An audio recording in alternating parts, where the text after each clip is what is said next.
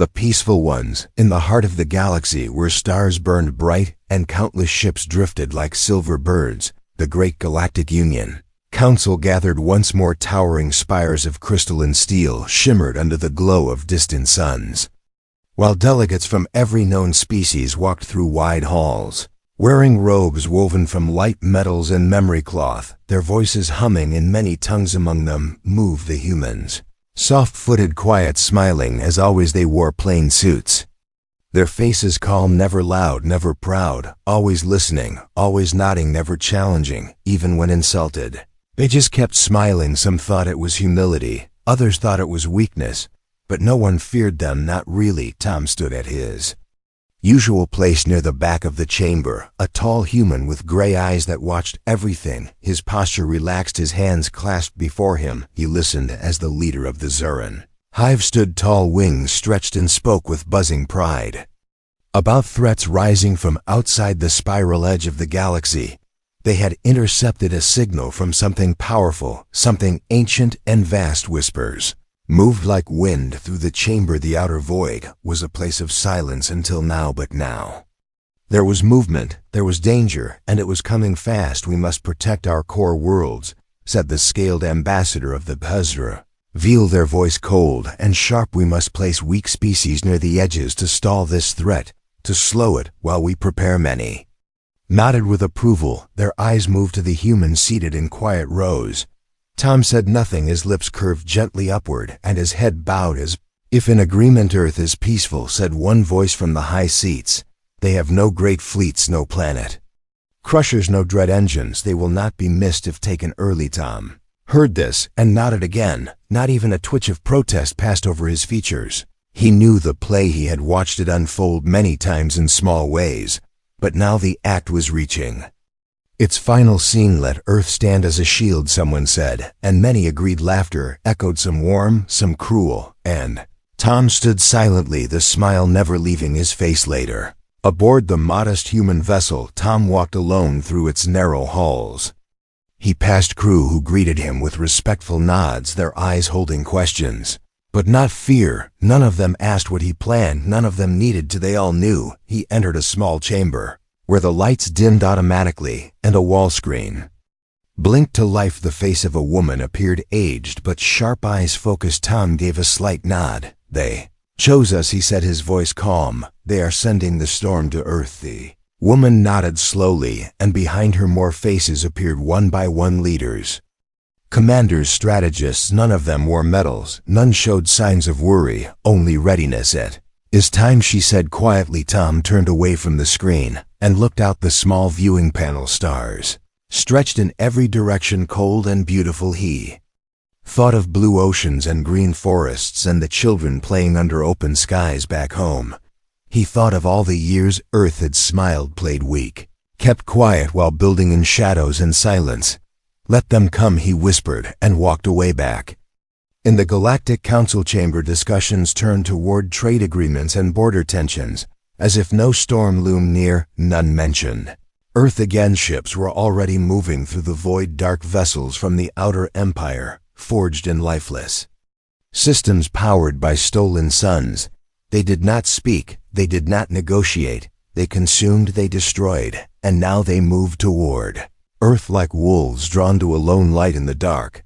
The Union watched from afar, their long-range arrays catching flashes of motion, cold signals, and then silence. They expected cries for help from Earth, distress signals, panic and chaos. But nothing came, not a single call, not a single word. Then the enemy fleet vanished where data once streamed, only static remained. The Union sent probes, but they too went silent. Then they sent scout ships, and none returned, only fragments drifted back, half-melted. Unrecognizable whispers grew louder across the stars. What happened to the invaders? What defenses did Earth hide? How did they do it? Still Earth said nothing. Tom said nothing. The Human Council remained silent, the same smile still worn across their lips, as if nothing had happened at all. But in secret, eyes turned toward the moon, where something ancient slept under its surface, waiting, and oceans deep, where machines the size of mountains hummed quietly, and minds older than any alien empire stirred from their long silence. Game had changed, and those who once laughed began to feel a weight pressing in their chest, something close to fear, and Tom still stood in the great chamber, still smiled, still waited for now the first blow across the stars. Silence spread like fire through dry grass, the kind of silence that did not feel peaceful, the kind that pressed against hearts and made even the bravest commanders shift in their chairs. Outer Empire's fleet had disappeared, not returned, not retreated, just vanished, the strongest fleet ever seen outside the galaxy, gone in a breath, without a single broadcast, without a single flash that could be called a battle. The Galactic Union watched from safe distance. Their sensors reached far, but not far enough. No one dared to go close to Earth. Not now, not after that. Rumors began to rise. Some said Earth had been destroyed along with the invaders. Others claimed the humans had used a black hole weapon or called on ancient beings hidden beneath their oceans. Some even whispered that Earth had never been weak, and this had all been a long, quiet play inside the Union Council chambers. Debates turned into arguments. Leaders shouted questions that had no answers. Some blamed each other for putting Earth at the edge. Others demanded a closer look. Others still said to leave Earth alone completely. And through it all, Tom remained silent, seated at his usual place, calm eyes watching words fly across the room like sparks in a storm. His hands rested lightly on the table, never clenched, never raised, his expression unreadable. The council finally agreed to send a fleet of observers, not to fight, just to scan and report. Just a few hundred ships with stealth systems, cloaked from all sensors and layered in silence. They crossed star systems, slowly, carefully, watching for signs of life, signs of war, signs of anything. But one by one their signals faded, first a few, then more, then all, and in their place once again came silence, only silence. What returned were pieces, hull fragments floating through the void, twisted, melted, burned in ways no known weapon could cause. Some pieces were still hot when recovered, even though weeks had passed, and no black box spoke, no log survived. Union froze for a moment, unsure whether to panic or prepare. In a distant corner of the galaxy, on a quiet moonbase, a team of researchers received a visitor, a tall human wearing gray, with a polite tone and empty hands. The leader of the base greeted him with suspicion, but allowed him inside. "You came to speak of peace again," the leader said bitterly, eyes narrow. "You still want us to believe in that dream?" The human smiled, not quite. Then what the leader asked, "What do you want from us?" The smile faded, slowly replaced by something colder. Not angry, not cruel, just quiet. "I want you to know," the human said, "that we are not what you thought we were. We never were." The leader stepped back, unsure what that meant. But the human left before more questions could rise, and left behind a crystal cube glowing softly on the table. The researchers scanned it, but found nothing, no code, no signal, nothing, until it cracked open on its own and played a recording. A voice, clear and calm, echoed through the room. It was Tom. "This is not a warning," the voice said. "This is not a threat. This is a mirror for you to see what you created with your choices." The recording ended, and the cube turned to dust, leaving only stunned silence behind. Back in the council chambers, reports kept arriving. Species from nearby systems began asking for protection, not from the outer empire, but from Earth. Ships shaped like shadows had passed near their colonies and left without speaking.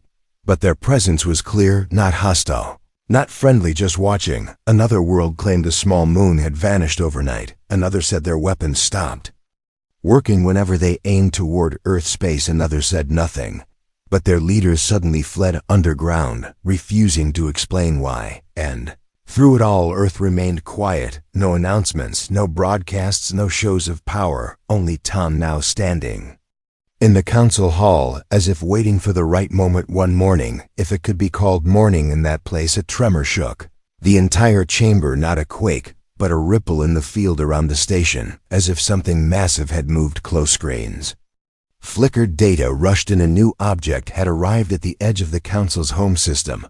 A ship, or maybe a station, or something larger.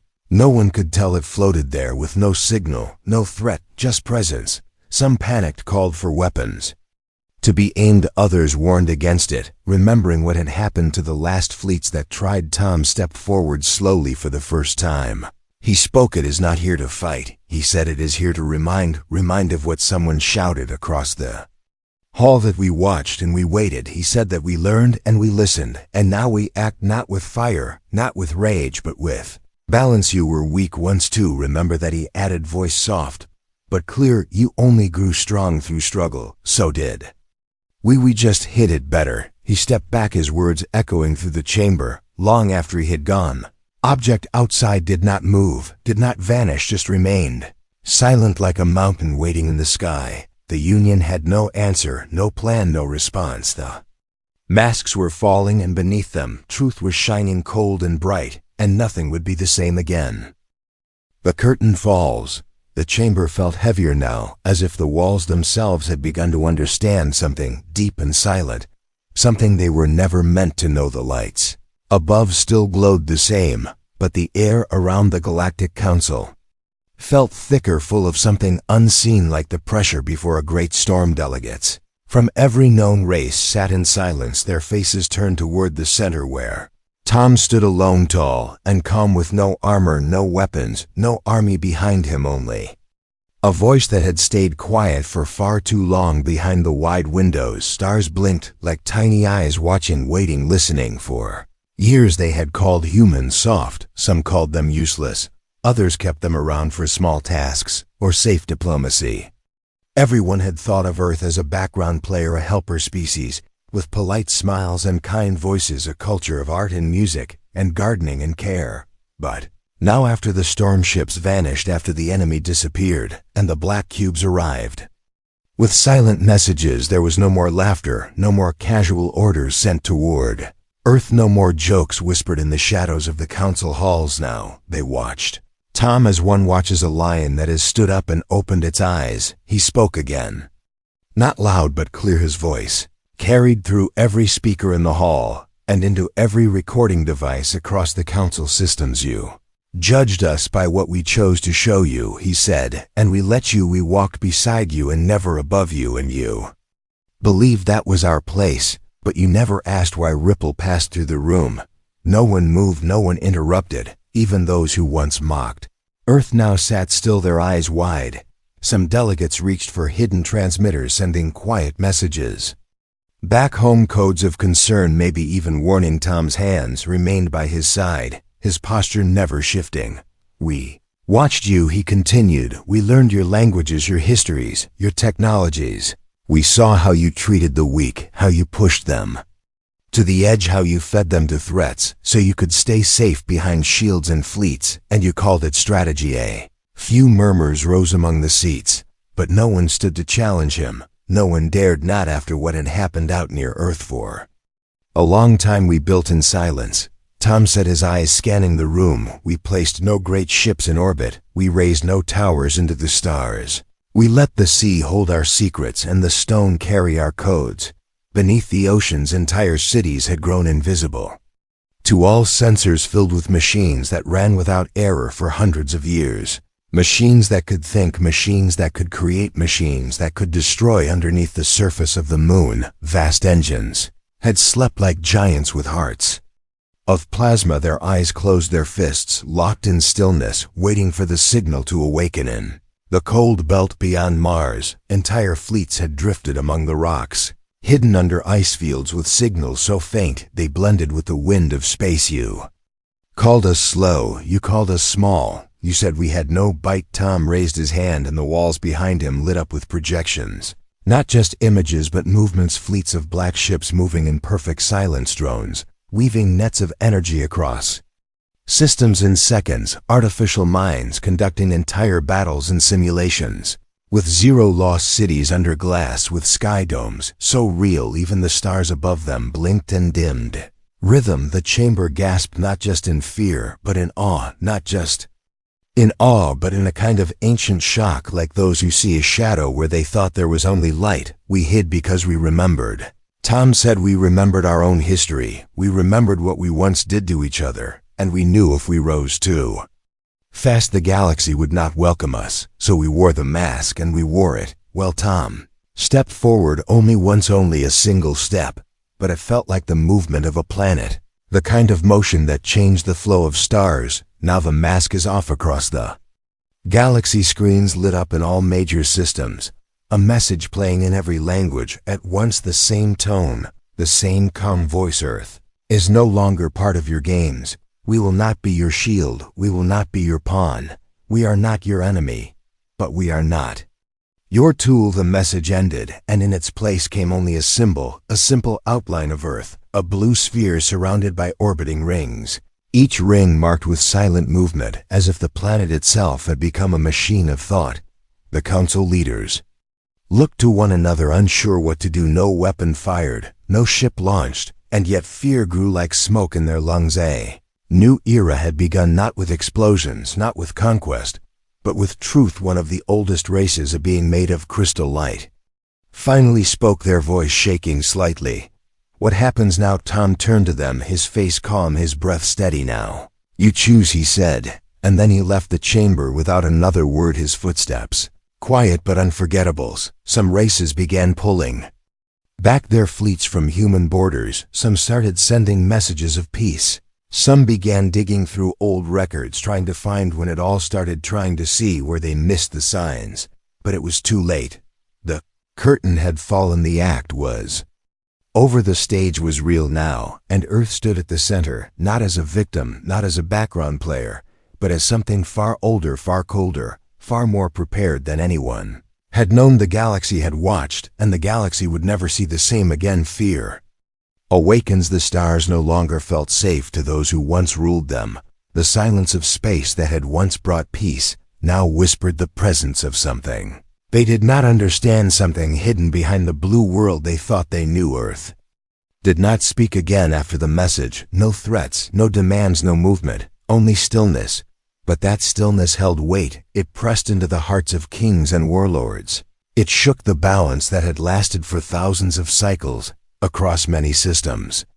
Leaders gathered in panic, not together, but apart, each in their own stronghold, surrounded by fleets and codes and confusion. They whispered Earth's name like a spell, like a curse, like a secret too heavy to say out loud in a desert world. A proud general shouted at his advisors, demanding to know how Earth could rise without warning, how such power had gone unnoticed under their censors. His voice cracked, his face pale, his hands shaking as he threw data pads across the room. None of his advisors answered. They simply stared at the screen where Earth's symbol still glowed on a frozen colony station built into the bones of a dead moon. A council of merchants argued over trade routes now useless, with Earth holding influence over deep transit lines nothing could move without brushing near. Human-controlled space nothing could travel without passing through a region watched by black ships that never spoke. One of the oldest empires sent a silent probe deep into human territory. It moved slowly, hidden behind asteroids. Its shape changed to blend with the void it sent whispers through subspace, pretending to be nothing more than noise. But before it could reach its mark, before it could see Earth with its own eyes, a shape emerged from the dark. Not a weapon, not a ship, just a structure floating like a forgotten statue, smooth with no lights, no markings, only a single beam of soft light that touched the probe. In a blink the probe vanished, not destroyed, not broken, simply gone, like a breath pulled into a place where no signals could reach. The Empire went silent after that. They erased the mission from their records. They ordered their fleets away from Earth space, and they closed their gates. Back at the Galactic Council, the seats once filled with pride now seemed smaller, now seemed fragile. Some delegates stopped coming, others sent only machines to listen. And even the machines seemed to hesitate before entering the hall. Tom did not return, but others came, humans with calm eyes and steady hands. They walked without guards, without armor. They offered no threats. They answered no questions. They simply listened, and then they left. Some races tried to resist their fear. They formed quiet alliances, held secret meetings, planned to test Earth's reach. They believed if they could unite, if they could strike fast, maybe they could return the balance. Those plans fell apart before they began, not because of spies, not because of war, just because of doubt. Doubt had become the strongest weapon Earth ever used. The fear of what else lay hidden under the surface of that quiet planet. The fear of what would happen if they pushed again. Small race living on floating islands above a gas giant sent a message to Earth. Not a threat, not a deal, just a question. Are we safe? The answer came not in words, but in motion. Within one cycle, a human vessel arrived near their system. It did not land, it did not scan, it simply drifted near the edge of their sky, glowing with soft light, its presence quiet and respectful. The message was clear: you are seen, you are watched, you are safe as long as you stay in peace. Across the galaxy, minds changed. Old enemies of Earth now sent envoys with open hands. Species that once ignored human trade now offered routes and supplies and treaties they hoped would be accepted. Not everyone accepted the new balance. One small warlord known for controlling dead planets sent a single strike ship into human space, testing the silence, testing the patience. It entered unnoticed. It moved with stealth. It approached one of the deep orbit zones near Jupiter. It prepared to fire a probe. And then time stopped, not literally, but close enough. Every system on the ship shut down. Its engines cooled. Its weapons deactivated. Its crew froze, unable to move, unable to breathe. Not in pain, not in panic, just still. A voice filled their ship, not angry, not loud, just present. You should not have come. The ship returned itself, without a mark, without damage, without memory of how it turned around. Only silence in the logs and a single star map with one system circled in soft light. Earth. Back in the council, rumors spread of Earth's deeper weapons, not machines, but minds, not fleets, but thoughts grown in silence, trained in calm, released only when the balance was broken. Some believed Earth had created peace by force. Others believed Earth had always been peaceful, but never weak. One of the remaining council elders stood in the hall for the first time in years. Her voice soft but steady. We must choose, she said, not between war and surrender, but between fear and understanding. Earth did not rise in rage. It rose because we gave it no place to stand among us. Now we stand at the edge of a new path. Many nodded slowly, some in agreement, some in fear, but none in defiance. Above Earth the skies remained quiet. No ships moved, no weapons flashed, only the slow orbit of unknown shapes and silent watchers. Tom stood once again in the observation deck of the human outpost, near the edge of council space, his eyes on the stars, his mind not on power, not on revenge, but on peace, the kind of peace that only comes when strength is not questioned. We waited long enough, he said to the silent room behind him, and now the galaxy must choose what it wants to be. Not for us, for itself, a new balance far beyond the reach of trade routes and patrol lines. At the edge of known stars, a new structure floated between planets. Not a fortress, not a weapon, not a warning, but something different, something that did not fit into old categories. It was called the Circle. It had no sharp angles, no banners, no guns, just smooth rings of light, slowly spinning around a core of living metal. Its surface moved like water, its walls hummed with low sound like breath, the kind of sound trees make when wind passes through them. It was built by humans, but it did not belong only to them, not anymore. The message had gone out across all sectors, to every race that had once sat in the council, to every species that now watched Earth with quiet eyes. You are welcome to speak. You are welcome to listen. You are welcome to decide. The message had no command, no order, no pressure, but still they came, not all at once, not in grand fleets, just one by one ships, arriving without guards, without demands, carrying elders, scientists, farmers, dreamers, not generals, not spies. Tom stood at the center of the circle, his hands folded behind him, his back straight, his face still wearing that same calm expression he had worn when the mask first slipped.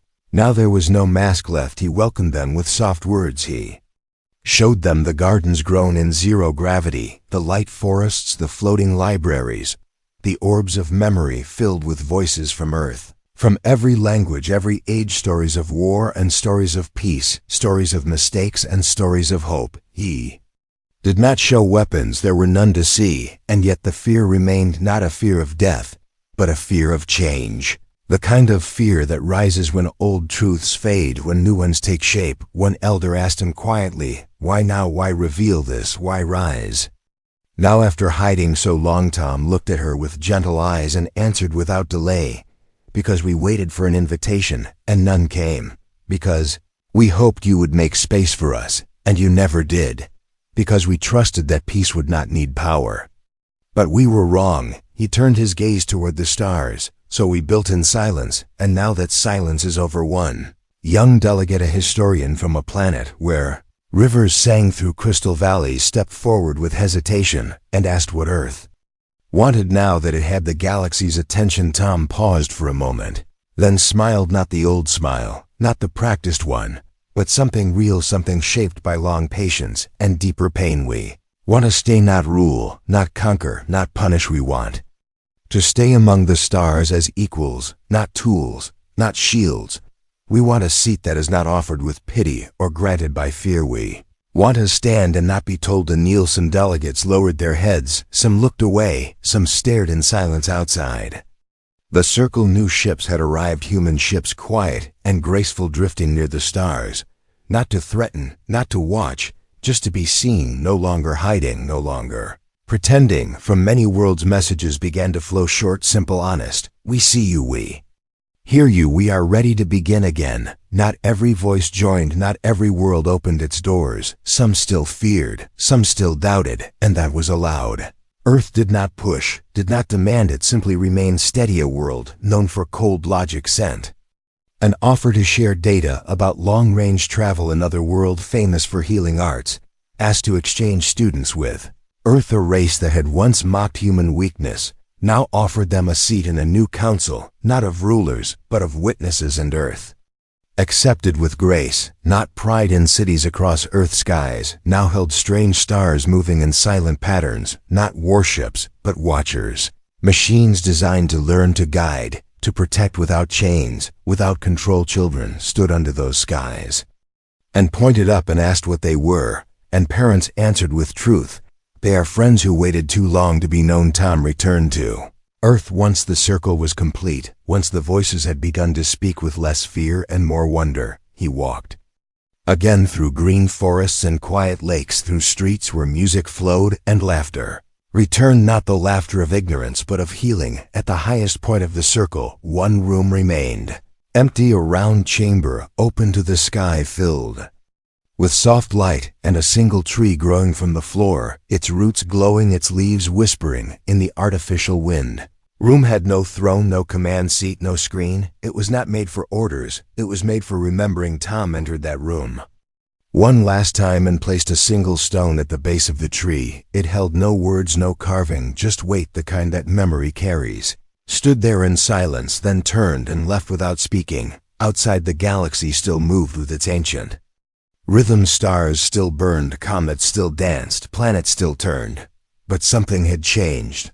Not in the laws of physics, not in the shape of space, but in the way eyes looked at Earth, not as a mystery, not as a threat, not as a tool, but as a force of calm, as a voice of quiet strength, as a people who had waited and watched and endured. And when they finally rose, they did not bring fire. They brought balance, and the galaxy began to breathe again, not with ease, not yet, but with hope. A hope that maybe strength did not have to mean conquest, that maybe silence did not mean surrender, that maybe the ones who smile the longest are not weak, only waiting the end.